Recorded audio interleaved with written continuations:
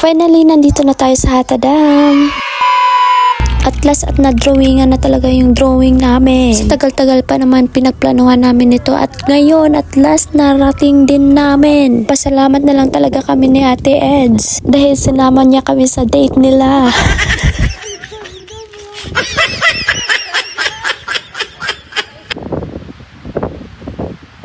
Ay nako guys, at napakaganda ng tanawin dito. Yung tipong marerefresh talaga yung utak mo. Kaya sa mga pagod na utak dyan, halina kayo at sumama, charis. What?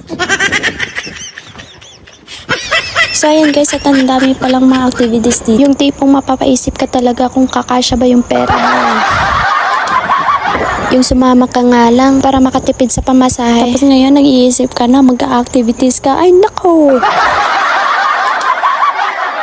Pero anyway guys, at makakapunta ka naman dito kahit wala kang pera. At gala-gala ka lang. Basta sumama ka lang sa kaibigan mo, may car. Charot! At ayan na guys, at ang ganda ng tanawin dito guys. At saka sila yung isa sa mga leaders dito sa UAE. O ayan pala guys, at may bus pala na pumupunta dito. Hindi ko lang alam magkano. Basta alam ko may bus at saka may bus timing din. Search nyo na lang guys kung may bala kayong pumunta dito.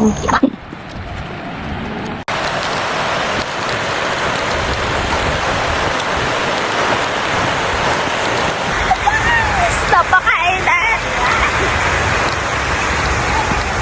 Napakainan! Oh!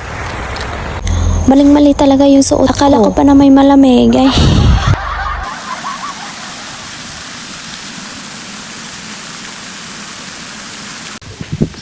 Ay, open. Open siya. Hata. Let's see.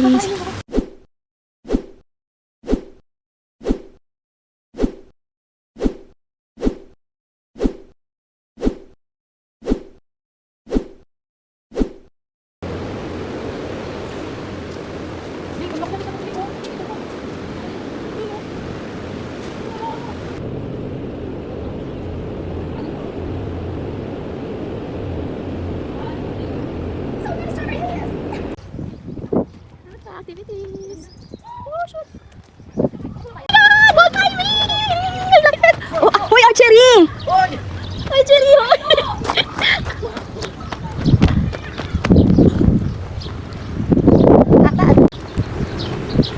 Oh my gosh, romantic siya.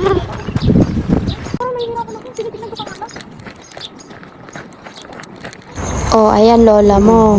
Nakatingala lang. At gustong gusto na mag wall climbing. Kaso lang napaisip talaga ako. Is it worth it yung 50 dirhams ko doon?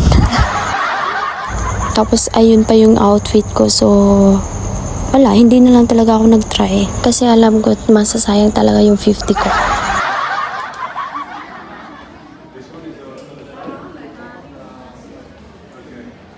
So this is me guys, nakapunta dito sa hatan na walang ginastos at walang ginawa. Thanks for watching.